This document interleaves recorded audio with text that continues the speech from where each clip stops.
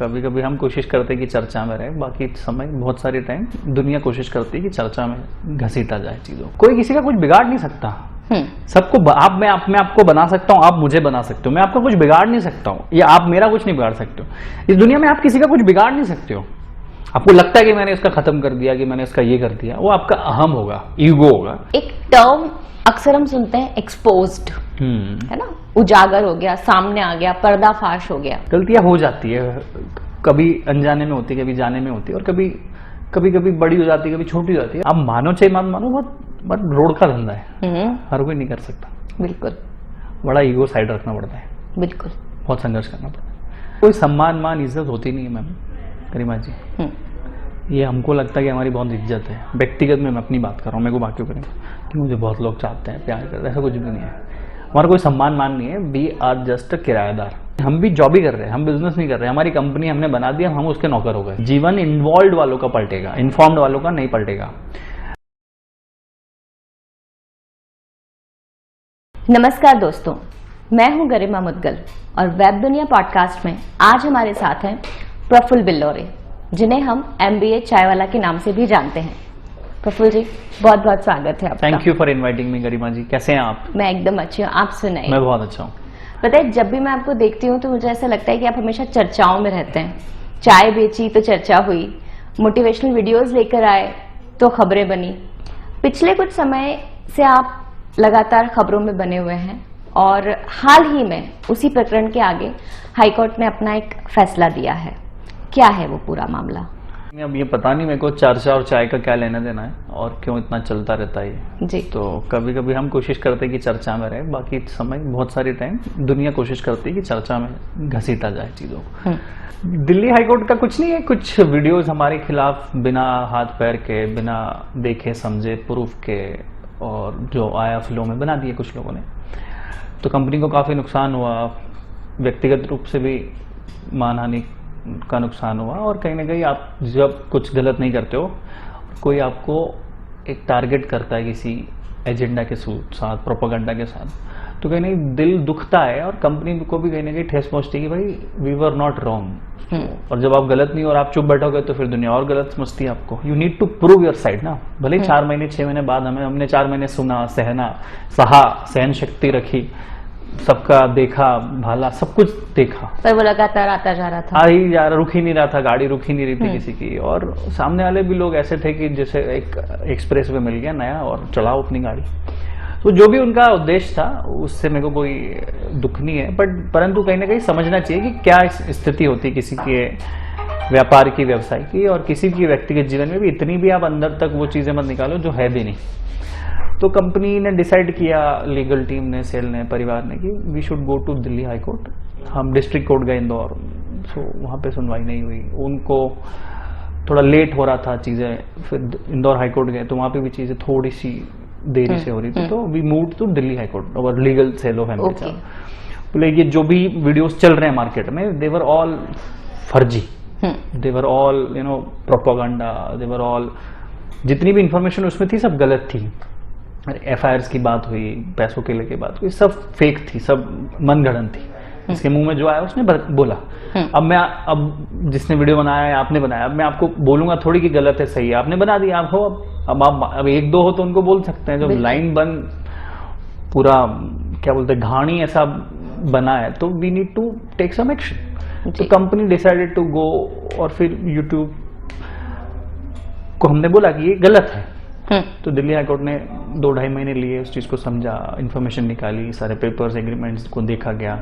दूसरी इन्फॉर्मेशन जो miss information share की गई थी FIRs के लिए, रिपोर्ट के लिए, पैसों के लिए, जो भी थी, तो वो दिल्ली हाईकोर्ट ने चेक करी। बोले nothing has been there, not a single FIR report is there, not a single laundering का या पैसों के लेके कोई लेन देन है जो ऐसा है। तो दिल्ली हाईकोर्ट ने उनसे पूछा, जिन्होंने वीडियो बनाई, कि ऐसा है क्या, आपके पास कोई प्रूफ है? बोले हमारे पास कोई प्रूफ नहीं, हमने बना दिए। ओके। तो Delhi high court told them to remove all those videos and it happened. Alright. तो हमने यूट्यूब को बोला कि भाई आपका प्लेटफॉर्म है, ये आप ध्यान रखो कि कोई भी कुछ भी बोलता है उसका ध्यान रखना चाहिए आपको। मुझे व्यक्तिगत रूप से किसी से कोई प्रॉब्लम नहीं है, पर कंपनी अपनी गति से चलती है। कोई कंपनी किसी के परिवार, मतलब कंपनी के फाउंडर्स के द्वारा, उसके इन्वेस्टर्स के द्वारा, उसके एम्प्लॉय के द्वारा बनती है 5 सालों में, 7 सालों में। MBA चावला को भी 6-7 साल हो गया है। There's been a journey of from scratch. Right. तो उसमें जब कुछ गलत होता है, जो गलत नहीं किया गया, तो you have to fight, otherwise people will think ये गलत ही होगा। We need to prove our side as well. अब आपने अभी मुझे गाली दे दी या कुछ बोल दिया और मैं अभी नहीं दे रहा हूं इसका जवाब, इसका ये मतलब नहीं कि मैं गलत हूं। I waited for long patiently, company as a founder, हमने सबकी सुना, गलत भी सुना, सही भी सुना, सपोर्ट भी देखा, हमने अगेंस्ट भी देखा, सब कुछ देखा। तो इसमें हमारी सहन शक्ति आती है कि भाई हमने सुना, सहना, समझा, फिर हम गलत नहीं थे तो हम गए और दिल्ली हाईकोर्ट ने बोला मैं तो चलो मैं गलत हो सकता हूँ, दिल्ली हाईकोर्ट तो गलत नहीं हो सकता। उन्होंने बोला गलत वीडियो, नॉट अ सिंगल किसी ने प्रूफ नहीं किया कि हमने जो वीडियो बनाया है वो सही है। क्योंकि हमने भी बहुत सारे वीडियोस देखे, हमें भी उन वीडियोस के माध्यम से जो पता चला कि बहुत सारी FIRs थी, तो हाईकोर्ट ने वो सारी FIRs को निराधार कहा। There were not a single FIR against us, that's what I am telling you. था ही नहीं, कुछ प्रकरण ही नहीं था, कुछ था ही नहीं। एक प्रोपोगंडा बनाया गया, एक एजेंडा बनाया गया कि कैसे किसी की ब्रांड को, इमेज को टार्निश किया जाए, कैसे ब्रांड की कंपनी, जो कंपनी है उसको ऐसा दिखाया जाए कि वो गलत कर रहे हैं, दिस एंड दैट। इसे इन्फॉर्मेशन डाली गई जिससे देश के लोग घबरा जाए कि ऐसा कर दिया, ये फायर हो गई, इतना पैसा हो गया, वो हो गया। तो ऐसा कुछ भी नहीं था, ये सब इंटरनेट पे ही चल रहा था। अच्छा, धरातल कुछ और था, तथ्य कुछ भी नहीं थे। ये जो इंटरनेट पे चल रहा था इस पर मैं बाद में आऊंगी। आपने बात की कि जो कंपनी है उसको आपने स्क्रैच से शुरू किया, उसका जो मॉडल था जिसको इतना सक्सेस मिला, तो मैं जानना चाहूंगी कि आपका जो फ्रेंचाइजी मॉडल है या जो स्ट्रक्चर है MBA चाय वाले का, वो क्या है? आपने ओयो का नाम सुना है? उबर का नाम सुना है? वो क्या करते हैं, आपका होटल है, ओयो आपको ब्रांड नेम देता है, स्ट्रक्चर देता है, टेक्नोलॉजी देता है, सपोर्ट देता है। उबर क्या करता है, किसी और की कैब है, कोई भी रमेश सुरेश जी की, वहाँ पे टेक्नोलॉजी उन्होंने GPS लगाया हुआ है, वहाँ की भाई आपको कैब मिल जाएगी और आपको ड्राइवर मिल जाएंगे, ऐसे मिलेगा। और कैब ड्राइवर को क्लाइंट मिल जाएगा, कस्टमर मिल जाएगा to go from A place to B place. So we are a medium of that. You want to go into a restaurant cafe business, you don't have an experience, we will give you a whole guidance, structure, process, system, tech and a brand name. So we give them a hoarding, we give them a brand name and a process and everything. Rest they have to decide whether how much invest they want to do, छोटा बड़ा open, it's there choices. आपने 100 room का hotel बना दिया, अभी OYO मना नहीं करेगा कि आप 100 रूम का मत करो, 1000 रूम का करो, 10 रूम का ही करो, इट्स योर चॉइस। आपका जैसा विल है, आपका जैसा कैपेसिटी है, इन्वेस्टमेंट है, आपका जैसा पेशेंस लेवल है, उस हिसाब से आपका वो डिसीजन है, इट्स नॉट अवर डिसीजन। वो जो सेटअप है उसमें जो आपकी ट्रेनिंग है, जो सारी चीजें आप उनके साथ इन्वेस्ट करते हैं, उन्हें जो भी सिखाते हैं, सवाल ये उठता है कि जिस फॉर्मूले के साथ में आपने सक्सेस अचीव की, आपको सफलता मिली, वही फॉर्मूला उन लोगों के लिए कारगर क्यों नहीं साबित हुआ जो आपके फ्रेंचाइजी थे? ऐसा नहीं है, इट इज ऐसा नहीं है, ये कुछ का प्रॉब्लम है, बाकी everything is hundreds of outlets are running very successfully across. It's a game of patience and perseverance, it's a patience game. आज सैटरडे संडे के दिन भी हमारे रेस्टोरेंट की दुनिया की छुट्टी नहीं होती है। आपकी छुट्टी, हमारा काम बढ़ जाता है, तो ये एक थोड़ा आपको सेक्रीफाइस करने पड़ते हैं, and it's a long term game. That's why we do an agreement of 5 years। कितने साल का? 5 years of agreement. 5 years. It is not of an agreement of 5 months or a year or a 2 year. Correct? It's a 5 year long game. So sometimes it's to get the ROI, to get everything, to get the business on track, it takes years. It's not a shortcut game. To do everything to run that show. We are a medium. Okay, जैसे आपने कहा कि 5 साल का agreement होता है कि इतना वक्त लग सकता है, तो क्या उनके अंदर जो आपके फ्रेंचाइजी थे या जिन्होंने ये आपसे लिया स्ट्रक्चर, उनके साथ में क्या गलत फहमी हुई उनको, जो उन्होंने ये कंसीव कर लिया idea? No, they are doing very well. कुछ के साथ प्रॉब्लम है, rest of people are very supportive, they are with us, they are working, they have been pillar की तरह हमारे साथ खड़े भी रहे इस पूरे घटनाक्रम में। तो they have been very strongly standing with us from scratch, from day first. So they are working hard, they are making money, they are creating jobs, they are getting famous in their cities, and they are doing very well job. Praful, ये जो इतना लंबा समय बीता, इसमें आप परेशान रहे? ऑब्वियसली, मतलब परेशानी तो आती है, उस आपको थोड़ा परेशान करती भी है और चिंतित करती है, भयभीत करती है। तो सबसे ज्यादा क्या बात खलती थी उस समय, और ऐसी एक और कोई बात जिसने आपको उस समय सहारा दिया? परिवार सहारा देता है, कंपनी के लोगों ने सहारा दिया, बाकी के जो हमारे बिजनेस पार्टनर, फ्रेंचाइजी पार्टनर, उन्होंने बहुत सपोर्ट किया, वो खड़े रहे, उन्होंने बातें करी, बोले हो जाएगा ठीक है, मैं आपके साथ। उन्होंने पॉजिटिव वीडियोस बनाए, सब चीज़ें हुई और लगभग कई मित्रों ने, एम्प्लॉयज़ ने खूब सपोर्ट किया और इंडस्ट्री के लोगों ने फ़ोन किए, बिजनेसमैनों ने बताया कि सब होता है, चलते हैं, लोग आगे पीछे आपको परेशान करेंगे तो आप मजबूत रहो और आगे बढ़ो। एक टेम्पररी फेस है और हर किसी की लाइफ में और व्यापार की लाइफ में आता है। आप मजबूती से खड़े रहो, गिव अप मत करो, भले धीरे धीरे गाड़ी चल रही, रेंगे की गाड़ी चला रही, पर चलाओ। किसी दिन आपको एक नीचे रड़क मिलेगी, क्या बोलते हैं उसको, स्लोप मिलेगा, आप स्लोप मिलेगा, तेज पकड़ लोगे या डीजल भरा जाएगा आपकी गाड़ी में, गाड़ी ठीक हो जाएगी तो वापस तेज दौड़ने लग जाएगी। तो जिस हिसाब से आप अच्छे समय में बड़े इंप्रेस हो जाते हो या बड़े स्मार्ट होते हो, तो बुरे समय में भी एटलीस्ट अपने संभल बांध के रखो, क्योंकि पासा कभी भी पलट सकता है किसी का। समय बुरा भी बहुत लंबा नहीं टिकता और अच्छा भी बहुत लंबा नहीं टिकता। तो जो लोग टेम्पररी सिचुएशन को देख के परमानेंट डिसीजन ले लेते हैं किसी के साथ, या व्यवहार बदल लेते हैं या कुछ कर लेते हैं, उनका व्यवहार होता है, सबका अपना अपना व्यक्तिगत व्यवहार होता है, तो वो भूलता नहीं है ना कोई आदमी। तो कभी भी किसी का समय टेम्पररी होता है, किसी का परमानेंट खराब नहीं होता ना, परमानेंट अच्छा होता है। समय बड़ा बलवान, ऐसा बोलते हैं ना। ये सबक आपने सीखा इस समय से? इससे भी सीखा, पहले भी पता था घर वालों की, धर्म से जुड़ा हुआ, तो अच्छे अच्छे गुरुओं को सुना तो उन्होंने भी यही बोल रहा। अब बीती पहली बार है, बीती पहली, तो कोई टीस रह गई? कोई टीस नहीं, कोई वो नहीं है, किसी से कोई लड़ाई दुश्मनी, कोई ग्रज कुछ नहीं। देखो यार, तारीफ करी तो सुनी, तो अगर ये हुआ तो इसको भी देखेंगे, झेलेंगे, समझेंगे, आगे बढ़ेंगे, सब अपना है। और देखो, आप कोई किसी का कुछ बिगाड़ नहीं सकता। सबको मैं आपको बना सकता हूँ, आप मुझे बना सकते हो, मैं आपका कुछ बिगाड़ नहीं सकता हूँ, या आप मेरा कुछ नहीं बिगाड़ सकते हो। इस दुनिया में आप किसी का कुछ बिगाड़ नहीं सकते हो।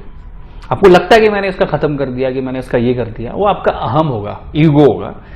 वो एक फेज आता है किसी की लाइफ में। तो ये ग्रज कोई और पाल के बैठा, हम तो नहीं पाल के बैठे। मानव जीवन है हमारा, गलतियां हो जाती है, कभी अनजाने में होती है, कभी जाने में होती है, और कभी बड़ी हो जाती है, कभी छोटी हो जाती है, and it happens, this is what life is. गलती का आप नाम ले रहे हैं, जब ऐसी कोई गलती होती है तो आप उसको किस तरह से देखते हैं, क्या विचार करते हैं? Every mistake is a lesson, and mistake को रिपीट मत करो बस।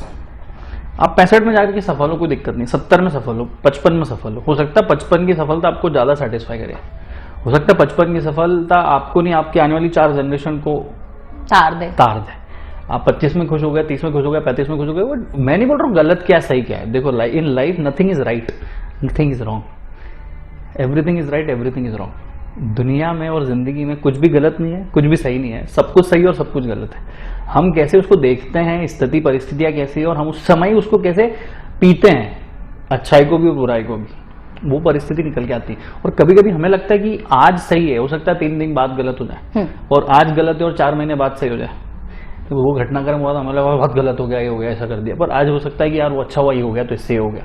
You have to take good, देखो, remember the good, forget the bad things. गुरु थे, उनके कुछ शिष्यों को उन्होंने टास्क दिया कि आपसे जो जो ईर्ष्या करता है, जो आपसे जेलिसी करता है, जो आपका दुश्मन है, जो आपसे लड़ता है, जो आपको गाली देता है, जो जो आपको मिले पूरे गुरुकुल में, अगर जैसे आप मिले, गरिमा जी आपसे ईर्ष्या करती है अगर मुझसे, तो आप एक आलू अपनी एक थैली में रख लेना।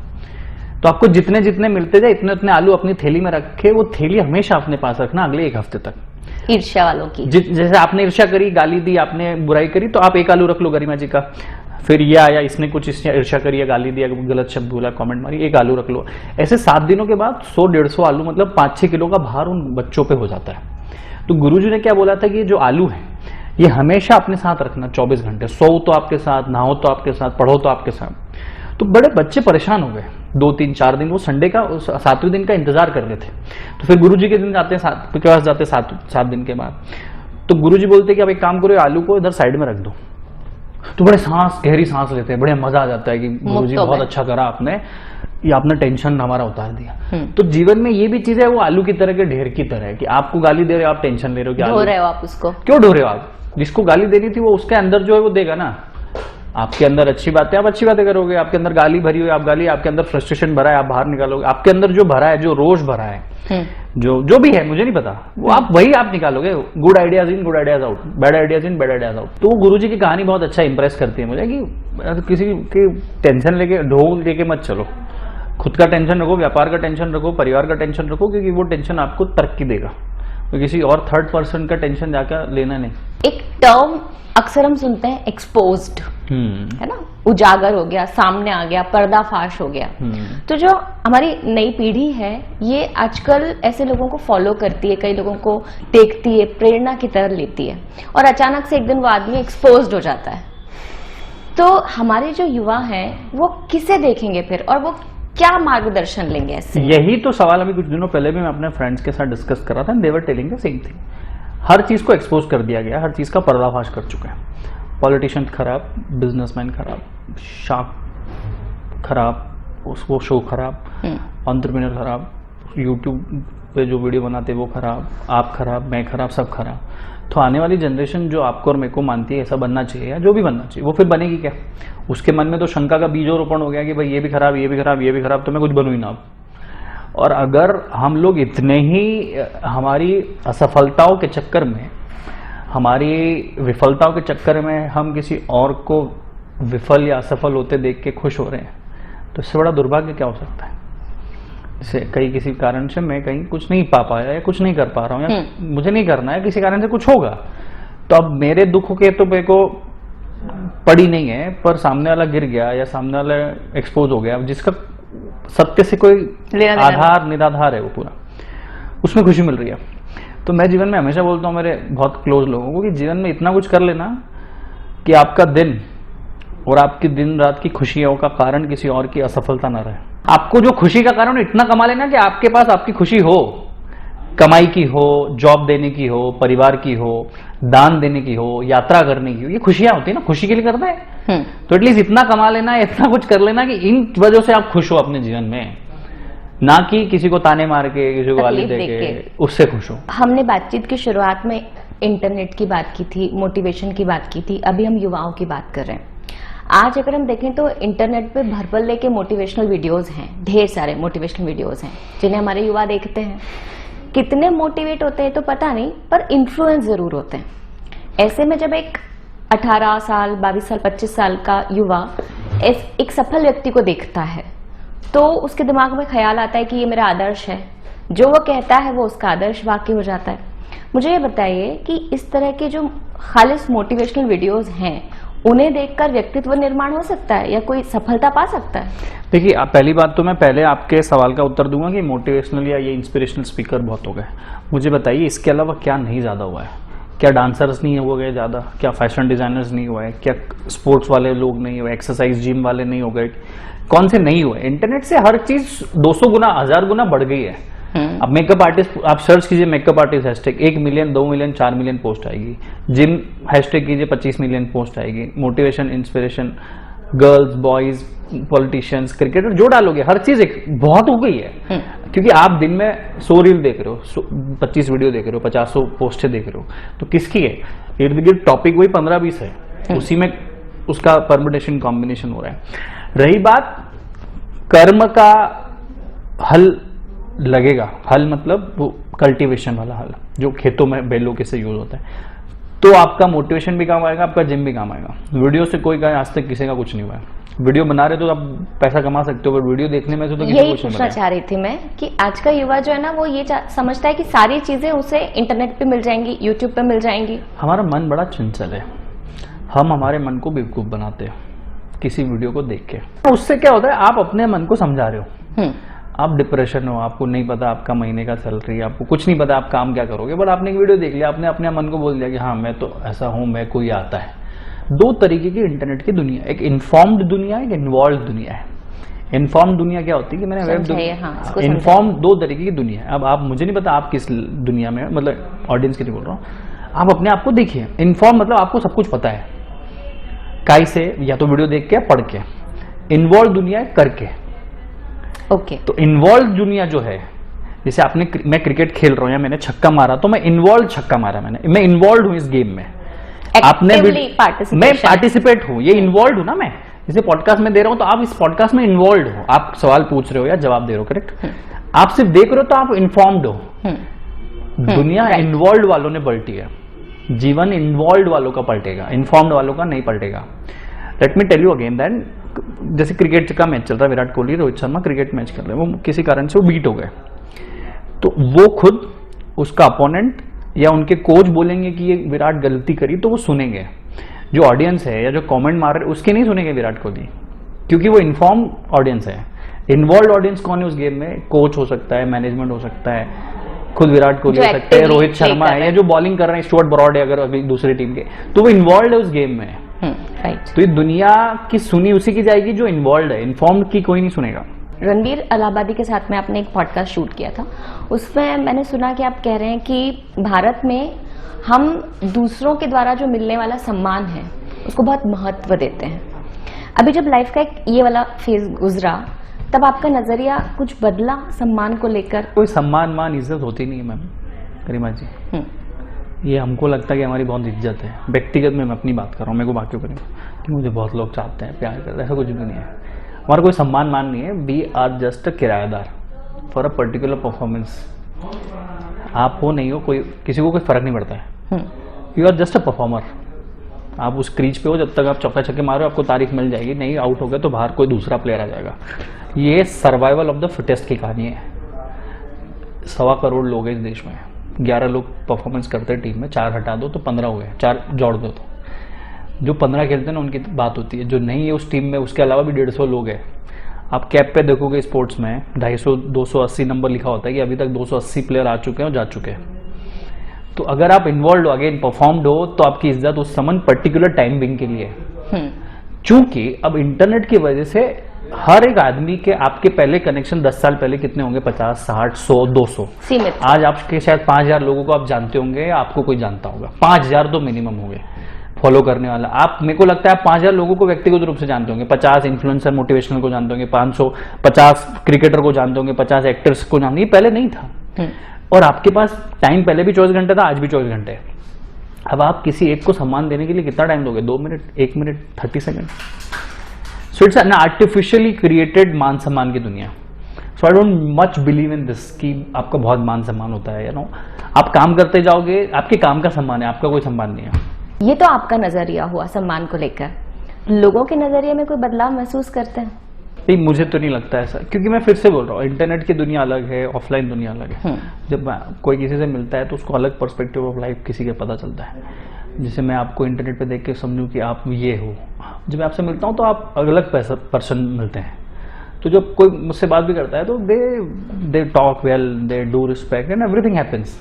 ऐसे मान सकते हैं क्या कि वर्चुअल वर्ल्ड के प्रफुल्ल बिल्लौरे अलग हैं और रियल वर्ल्ड? मैं तो वही हूँ, पर चूंकि वहां पर इन्वॉल्वमेंट नहीं है। गाली देके भी चले जाऊंगा तो मैं आपको देख नहीं सकता, पकड़ नहीं सकता। यहाँ पे मैं आपको गाली नहीं दे सकता या तारीफ ही करनी पड़ेगी, या सामने हो गए, आसपास रहोगे तो अच्छी बातें निकलेगी।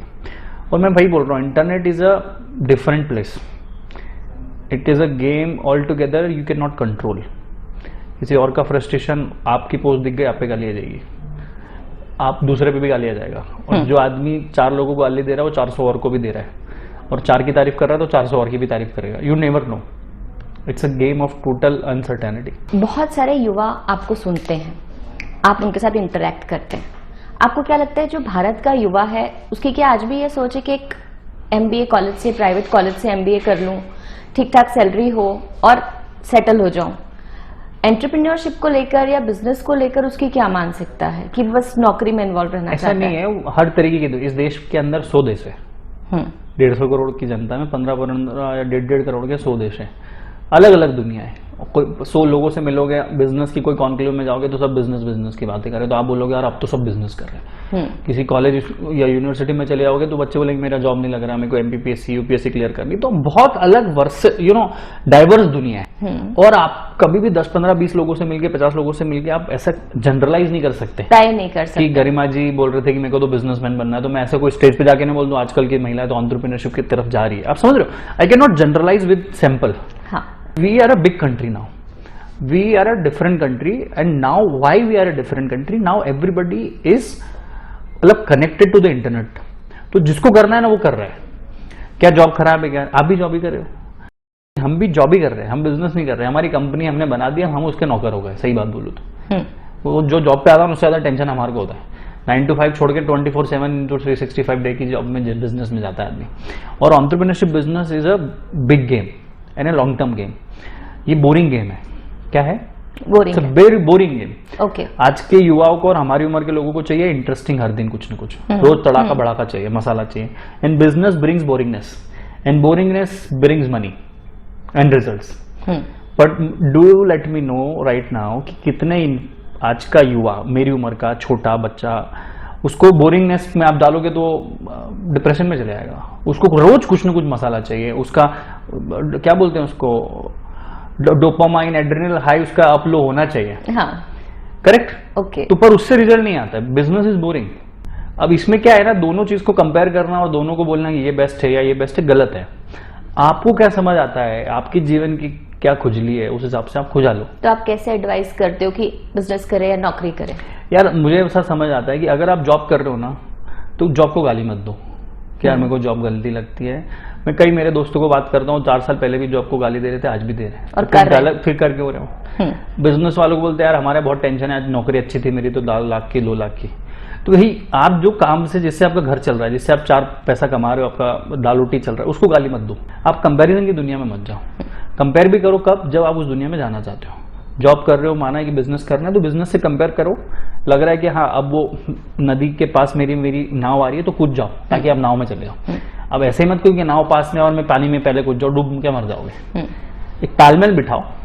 ओके। जैसे कूद सकते हो फिर आप अपना जजमेंट बनाओ। जैसे मैंने एक पहले कॉन्सेप्ट दिया इन्फॉर्म्ड और इन्वॉल्व का।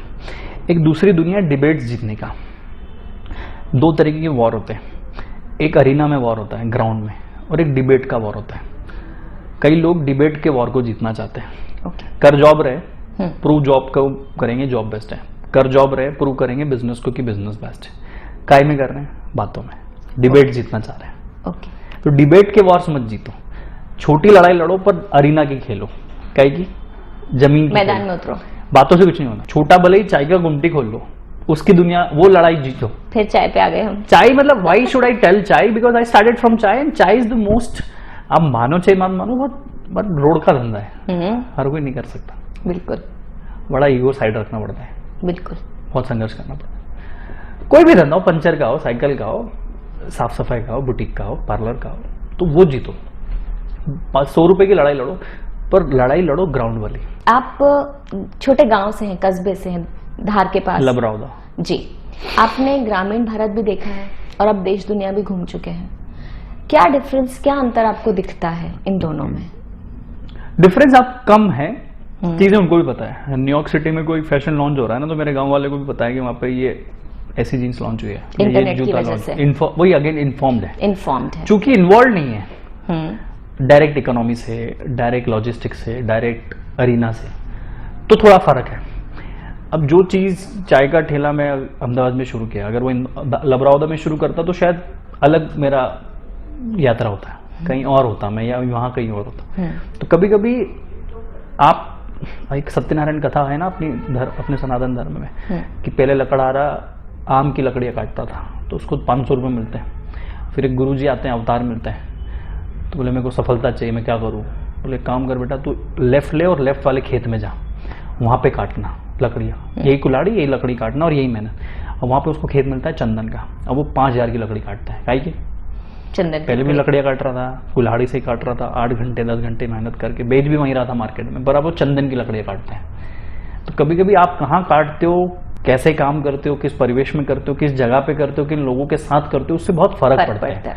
तो कहीं ना कहीं, परंतु अब पिछले 5-6 सालों से the way government of India is working on infrastructure, गांव का आदमी उसके नियरेस्ट शहर में मैक्स टू मैक्स 1 घंटे आधे घंटे में पहुंच सकता है। तो अब मैं बोलूंगा कि भारत अब एक है, अब इंडिया भारत नहीं है, भारत ही है अब। तो ग्रामीण लोग अपने आप को छोटा और असहाय महसूस ना करें, और शहरी लोगों को यह भी नहीं लगना चाहिए कि हमारी जिंदगी अच्छी है कि बुरी है। आपके अपने फायदे, उनके अपने नुकसान है और अपने फायदे हैं। पर चूंकि शहरी लोगों को ग्रामीणों की आवश्यकता और ग्रामीणों को शहरों की आवश्यकता, तो जितना ज्यादा हम कोलैबोरेशन कर पाएंगे, जितना ज्यादा हम ट्रैवल कर पाएंगे, एक दूसरे की जिंदगी को समझ पाएंगे, और जिसके पास जो है उसको वो बढ़ाए, जिसके पास वीकनेस है किसी चीज की उसको बेहतर करें। बहुत सारी बातें की, देश की, दुनिया की। थोड़ा लौटते हैं प्रफुल्ल बुल्लेरे की तरफ। आप शादीशुदा हैं। किस एज में शादी हो गई थी? मैं शादी किया 24 में। 24 में। तो जो आज के युवा हैं वो तो पहले करियर को फोकस करते हैं, उसको महत्व देते हैं, और शादी जो है वो बाद में आती है, तो कई सारी लेट मैरिजेस भी होती हैं। आपने 24 साल की उम्र में शादी की, आप उनको क्या बोलना चाहते हैं?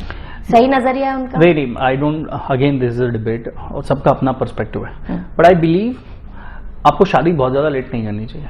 ओके, कारण?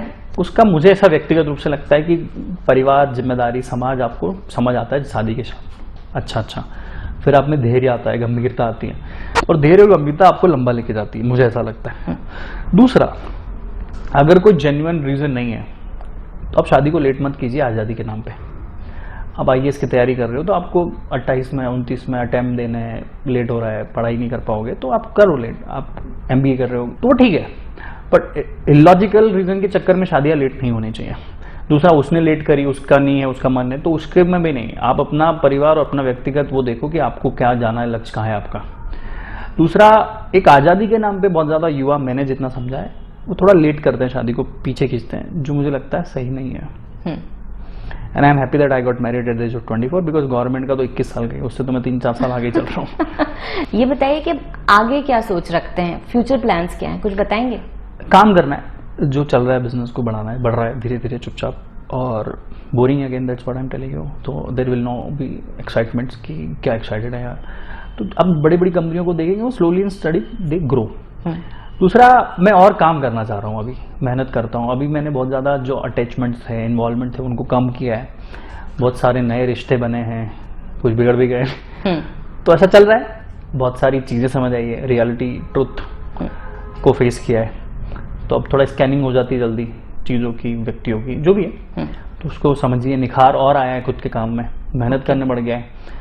फिर मुझे ऐसा लगता है कि अब ज़्यादा मैं कुछ करने या बनने के लिए नहीं सोचता हूँ, कुछ करने के लिए काम करता हूँ कि कुछ बनूंगा या कुछ पाऊंगा। उससे ज़्यादा कि काम करते रहो, जो मिलेगा जो मिल जाएगा, नहीं मिलना है तो वो आपके हाथ में नहीं है। टू बी ऑनेस्ट, परिणाम आपके हाथ में नहीं है, आपके हाथ में कर्म करना है।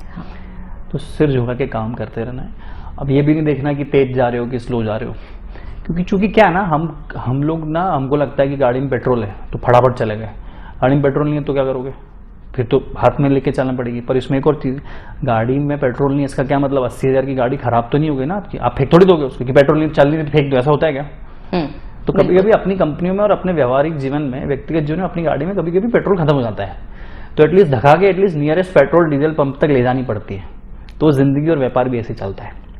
इसका ये मतलब नहीं कि आपने जो 80,000 लाख की गाड़ी खरीदी वो खराब है, आपने जो व्यापार खड़ा किया वो खराब है, आपका जो व्यक्तिगत निर्माण हुआ वो खराब है। आपकी गाड़ी में या तो ऑयल खत्म हो गया है, या क्लच पे टूट गई है, या वो चेन में कोई दिक्कत आ गई, वो नियरेस्ट गैरेज या पेट्रोल में जाके सुधार लो, या पंचर हो गई है, सुधरवा लो। 25-50-100 रुपये लगेंगे, आधे घंटे की मजदूरी लगेगी, काम हो जाएगा। हर समुद्र में अगर कोई तूफान आया है तो आपको कश्ती को कहीं अच्छे किनारे पे लगाने के लिए आता है। मुझे लगता है बहुत लंबे समय से आप एक ब्रेक पे चल रहे हैं। आपके जो चाहने वाले हैं उन्होंने आपके वीडियो लंबे समय से नहीं देखे हैं, तो वो कब वापसी होने वाली है आपकी? ये देखो क्या है ना, मैं बहुत समय से जितना आता था मैंने सब बता दिया दुनिया को, ज्ञान दे देंगे। मैं खुद ही लर्निंग फेज में था पिछले 6-8 महीनों से। तो जमाना क्या है, आपका सबसे अच्छा दर्पण है। अच्छा होगा तो अच्छा बता देगा, कुछ गलत हुआ आप में तो आपको बता देगा कि शक्कर कम है, शक्कर ज़्यादा है, खट्टा है, नमक कम है, सोचा सब्जी में बता देते। तो जनता ने बताया कि और पढ़ने की ज़रूरत है। तो पिछले 6-8 महीनों से मैं बहुत पढ़ रहा हूँ। मैंने बहुत ट्रैवल किया है, 4 धामों की यात्रा करी, पूरा भारत ट्रैवल किया, अमेरिका गया, मिडिल ईस्ट कंट्रीज घूम के आया। तो बहुत ज़्यादा अनुभव मेरे पास आ गए हैं, नए नए लोगों से मिला, नई बहुत सारी किताबें पढ़ी। तो पढ़ने के बाद, और अभी कंटिन्यूसली पढ़ भी रहा हूँ, तो एक नए ट्रांजेक्शन पे मैं जा रहा हूँ, क्या बोलते हैं उसको, ट्रांजिट पे। तो अब मेरे वीडियोज एक्टिवली आप लोग यूट्यूब और इंस्टाग्राम पे देख सकते हो। तो जो आपके चाहने वाले हैं या जो जनता है, उनकी बातों को या उनके विचारों को आप महत्व देते हैं? क्यों नहीं देते, उन्हीं से तो मैं हूँ भैया, कौन जानता था मुझे। और थोड़ा बहुत मुझे हेट देते हैं, पर वो आगे पीछे प्यार भी बहुत देते हैं, और आगे पीछे कहीं ना कहीं रोड पर टकरा जाएंगे तो गाड़ी में बैठ भी जाएंगे हमारी, या मैं उनकी गाड़ी में बैठ जाऊँगा। तो प्रफुल्ल बिल्लोरे, कोई जो इतनी सारी बीच में जो चीजें हुई, उतार चढ़ाव आए, इनसे कोई शिकायत नहीं है? कोई बात नहीं, सब everything is part of life and be thankful to it. तारीफ सुनिए तो थोड़ा बहुत गाली भी सुनेंगे, और गाली खाद का काम करती है, और आपके जीवन के पौधों को खाद की बहुत आवश्यकता है। प्रफुल्ल, आज आप वेब दुनिया पॉडकास्ट पे आए, हमसे इतनी सारी बातें की, हमने आपका नजरिया सुना। मुझे उम्मीद है कि लोग आपको सुनेंगे और आपका नजरिया जानने की कोशिश करेंगे। बहुत बहुत धन्यवाद। Thank you very much for inviting me.